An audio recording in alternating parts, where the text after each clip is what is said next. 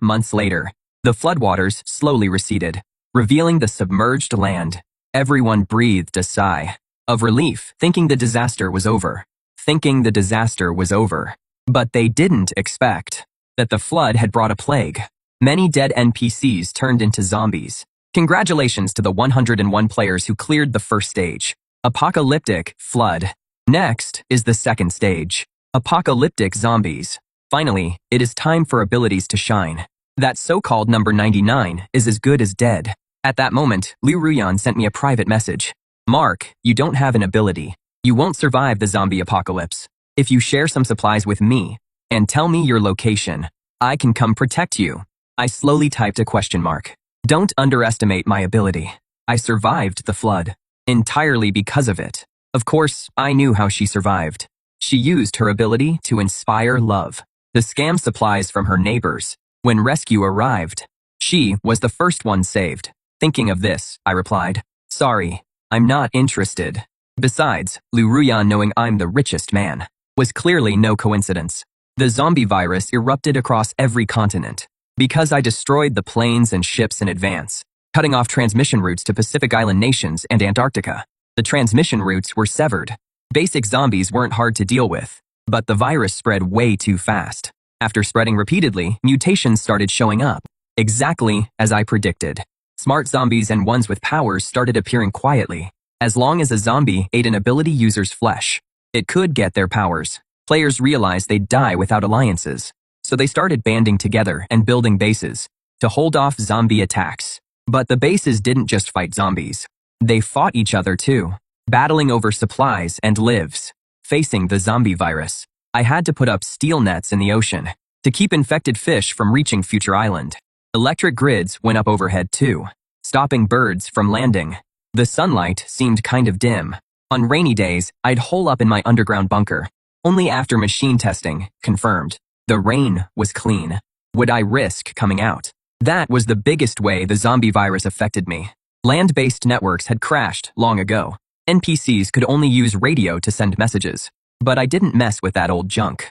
Thousands of satellites overhead let me watch Earth in real time. Just like I figured.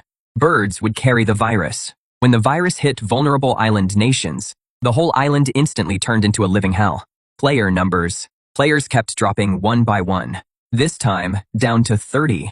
But right then, a mutated bird zombie had just flown over Future Island's waters. When it hit the electric grid, instantly fried to a crisp by the high voltage. But one feather slipped through, drifting down through a gap in the grid.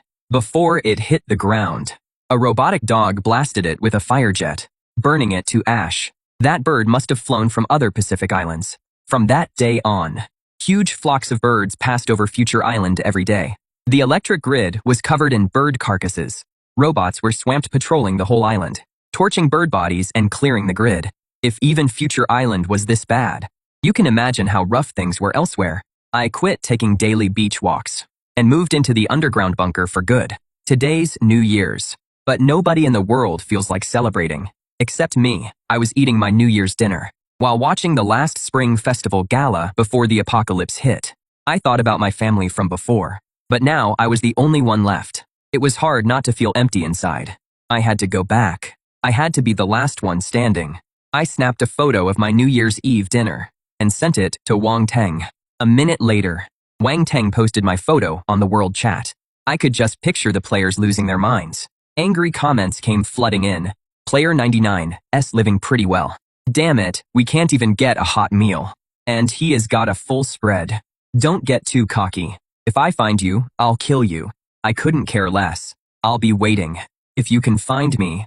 I opened my computer and pulled up the profiles of 30 players I'd gathered. They had no idea that before the apocalypse, I'd already had eyes everywhere. My mercenaries had tracked down players scattered across the globe and kept them under long-term surveillance. I knew every player's abilities and weaknesses. After the apocalypse hit, my mercenaries survived on the supplies I'd stockpiled. They kept working for me, and I unlocked new supplies for them. Money makes the world go round. In the apocalypse, supplies were the most valuable currency. 3 major powers had emerged. First was the military. They had a formidable arsenal and an impregnable base. Wang Teng had seized command, through mind control. Second were the zombies. A zombie king had risen among them. He gained powers by killing ability users, zombies, and players. Liu Yanyan was by the zombie king's side, having become his beloved companion. Third were the gangs. Even before the outbreak, Player 128 had entered the world's most dangerous and chaotic nation. Using his abilities, he subdued the gangs. Under Player 128's leadership, the gangs grew stronger by looting civilians. The remaining 26 players had all joined one of these three factions. Player 128 could manipulate gravity, an extremely powerful ability. In one-on-one combat, no player could take him down. Yet, the gangs were actually the weakest force. I tapped on Player 128's avatar with my stylus. You'll be the first to go. Just then, the system alert sounded again. 30 players remain alive. Difficulty increasing. Entering level 3. The frozen continent.